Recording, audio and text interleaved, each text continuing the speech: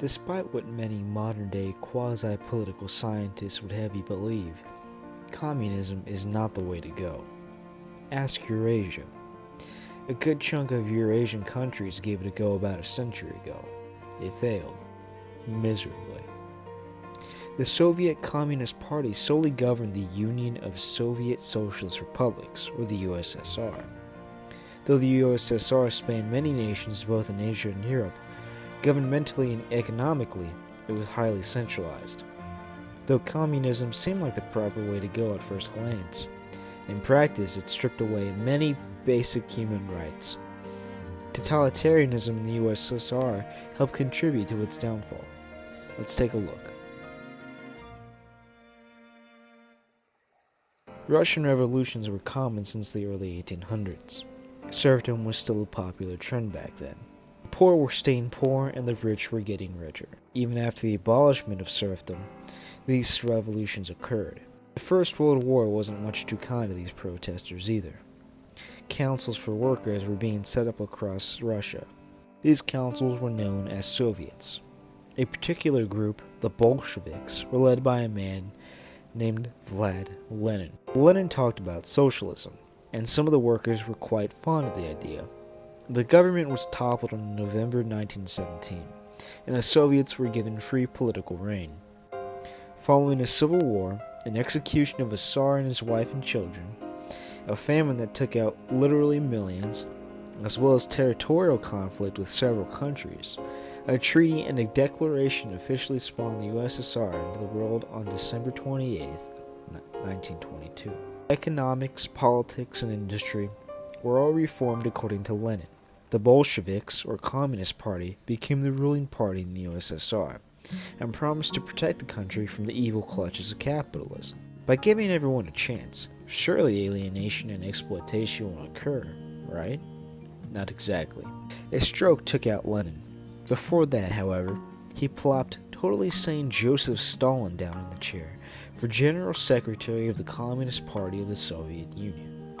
This gave Stalin a pretty fat chunk of power in the USSR. Stalin was a regular Russian psycho.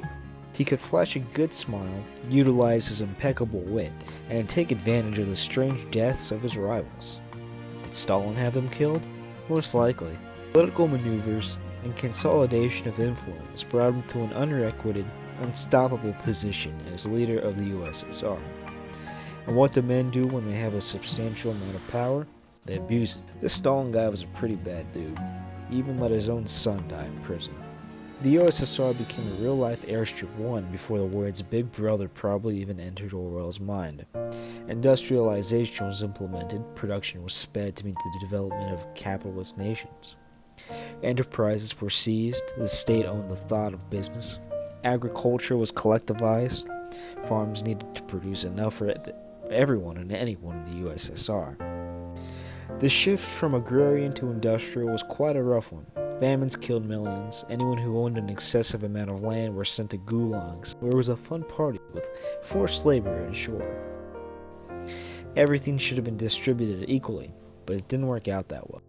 The Great Purge wiped out any old fogey who supported the late Lenin. The People's Commissariat for the Internal Affairs, or NKVD, arrested 1.5 million people, over 600,000 of which were shot.